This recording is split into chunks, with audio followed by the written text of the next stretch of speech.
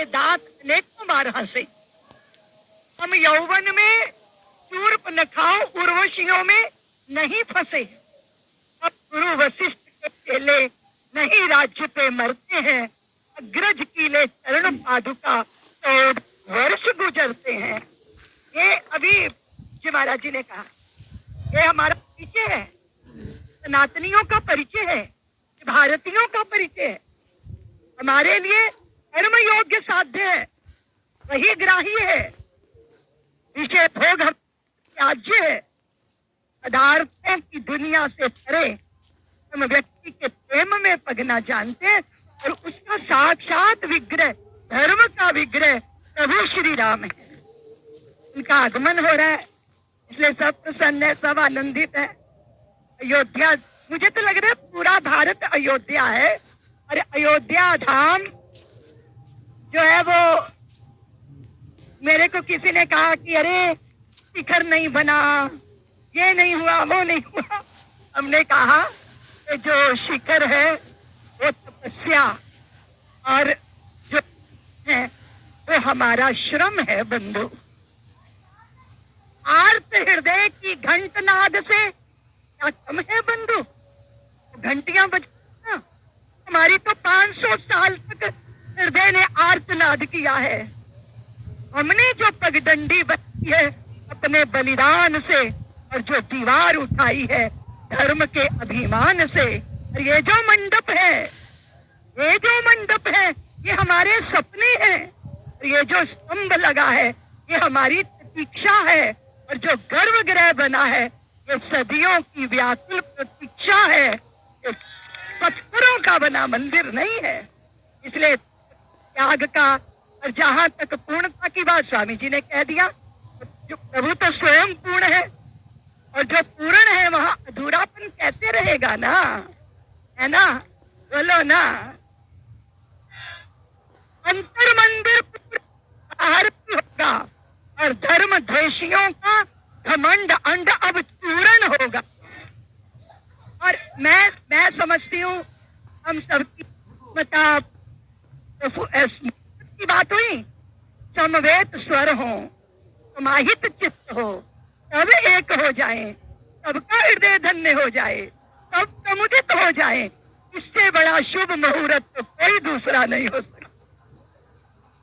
और जैसे मुझे मेरी प्रसन्नता के साथ उन देवियों को प्रणाम करना है जिन्होंने अपनी मांग के सिंदूर न्योछावर किए, उन बहनों को प्रणाम करना है जिन्होंने अपने रक्षा सूत्र बांधने वाली कलाइयां को समर्पित की, उन माताओं को प्रणाम करना है जिन्होंने अपने रक्त से अपनी संतानों के माथे पे टीका करके कहा कि जाओ पुत्रों, तुम्हारी जवानी राम जन्मभूमि के लिए अर्पित हो जाएगी तो मेरी कोख धन्य हो जाएगी।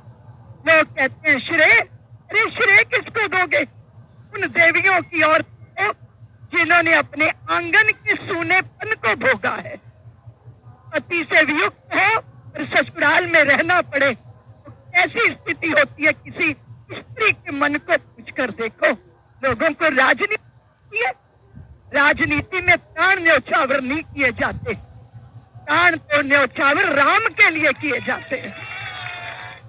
और आज पूज्य स्वामी जी ने सभी संतों के दर्शन करने का यह अवसर दिया है। हाँ, वो नमस्कार भूगोलों के, अभिनंदन लो आकाशों के, वो 7 सागरों के प्रणाम, अभिवंदन लो पातालों के। तुमने ही पूरी अयोध्या की कोई गरिमा लौटाई है, वो समर बांकुरे राघव के तुमको बार बधाई। जो कील अवध के सीने में, जो कील अवध के सीने में सदियों से पड़ी कसकती थी, लज्जित थी पीढ़ी दर पीढ़ी, जीवन को शाप समझती थी, तुमने झटके से खींच उसे फेंका सरयू के पानी में, फिर जगने देखा एक बार बढ़ता ज्वार जवानी में।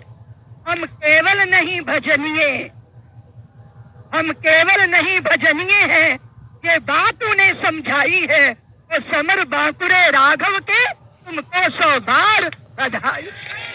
मैं सबको बहुत बधाई देती हूँ और पूज्य स्वामी जी को प्रणाम करती हूँ, संतों को प्रणाम करती हूँ। जय जयकार है, जय जयकार है। और तुम बोलो जय श्री राम। हो गया काम, अब बोलो हो गया काम। जय श्री राम, हो गया काम। तो ये पूज्य दीदी ने कहा हो गया काम, जय श्री राम। और ये काम करने इतने महापुरुषों ने तप किया, उन सब के तप को प्रणाम किया। हिंदू धर्म आचार्य महासभा के हमारे महामंत्री जी, जनरल सेक्रेटरी जी, पूज्य स्वामी दयानंद जी महाराज जी से लेकर के इस समय के हमारे सभी अखाड़ों के और जो भी हमारे मठ मंदिर हैं, उन सभी मत संप्रदायों की जितनी सनातन की शाखाएं हैं, उन सभी पंथों के कहा सारे शीर्ष धर्माचार्य इस सभा में हूँ। उसी हिंदू धर्म आचार्य महासभा के जनरल सेक्रेटरी हमारे पूज्य स्वामी परमात्मानंद जी महाराज, मैं उनसे कहूंगा वो शब्द बोलेंगे। जहाँ यहाँ तो देखो सब आत्माएं भी हैं और हमारे परमात्मा इधर भी हैं। हम तो एक सब में देखते हैं। तो मैं सब जगह जानी करो प्रणाम, थोड़ी जुग पानी, वासुदेव सर्वम सर्वम खोलो इदम ब्रह्म के हम उपासक हैं। और आज पूरा अयोध्या पुलकित है, हर्षित है, पूरा राष्ट्र पुलकित हर्षित है। मैं पहले भी अयोध्या आया हूँ, लेकिन इस बार जो आकर की दिव्यता भव्यता देखी वो तो हमने कहीं नहीं देखी भाई। इतना हमारे देश के श्रद्धेय प्रधानमंत्री जी और हमारे यहाँ के यशस्वी मुख्यमंत्री जी ने तो यहाँ पर व्यवस्था की, इंतजाम किया है, वो अप्रतिम है। मैं तो मुझे महाराज जी को आमंत्रित करने से पहले 3 बात और कहूंगा। मैंने सुना है यहाँ साधु संत महात्माओं के लिए तो व्यवस्था हो गई है। होटलों में 10-10 हजार रुपए से लेकर 1-1 लाख रुपए का किराया देना पड़ता है भाई। अब लाखों लोग यहाँ पर आने वाले हैं। मुझे तो लगता है योगी जी को जो भी और जो भी श्रेष्ठी लोग हैं, समर्थ लोग हैं, तो जगह लौट कर शर्त यही की रखनी चाहिए, रोज रहना खाना ठहरना का 100 रुपए जो भी कमरा उपलब्ध कराएगा वो यहाँ कितने कमरे बना सके, ऐसी एक व्यवस्था भी होनी चाहिए, जिससे कि लाखों श्रद्धालु आए तो 100 रुपए में कोई भी कमरे में ठहर सके। वो टोकन बनी है। और भाई यदि ऐसी व्यवस्था होती है तो भाई 1000 कमरे पतंजलि बना के दे देगा। तो भाई लोग आएंगे, ठहरेंगे कहाँ, दर्शन कहाँ करेंगे? होटलों में। भाई राम भक्त ठहरेंगे कहाँ? 10,000 कहाँ 50,000, 1 लाख कौन देगा भाई? और दूसरा, जैसे मर्यादा पुरुषोत्तम श्याम जी गुरुकुल में गए, गुरु गृह गए पढ़न रघुराई, अल्पकाल विद्या सब आई। तो अब गुरुकुल पर बने और यहाँ पर हमारी सनातन शिक्षा चिकित्सा थी, वैसे भी चले, उसके के पुरुषार्थ कर तो परमात्मा ने जी महाराज। श्री राम। राम भगवान भारत में हैं और हमेशा रहेंगे। इतने मंदिर तोड़ने पर भी हिंदू के हृदय से राम भगवान को निकल नहीं पाए, या उत्साही दिख रहा है। और हम इतना ही कहेंगे, एक वाक्य में लिखा है, राम का राज्य कितना था, आक्षति पर्यंताम, यहाँ तक समुद्र तक की सारी भूमि अयोध्या के वश में थी। अयोध्या का शासन, यही अयोध्या नगरी राम जी के पूर्वज की नहीं, भारत की राजधानी थी। हरिश्चंद्र और मनु की भी राजधानी नहीं कहे। राम जी का मंदिर है, विश्व गुरु बनने जा रहा है, उसकी नींव यहाँ डाली जा रही है।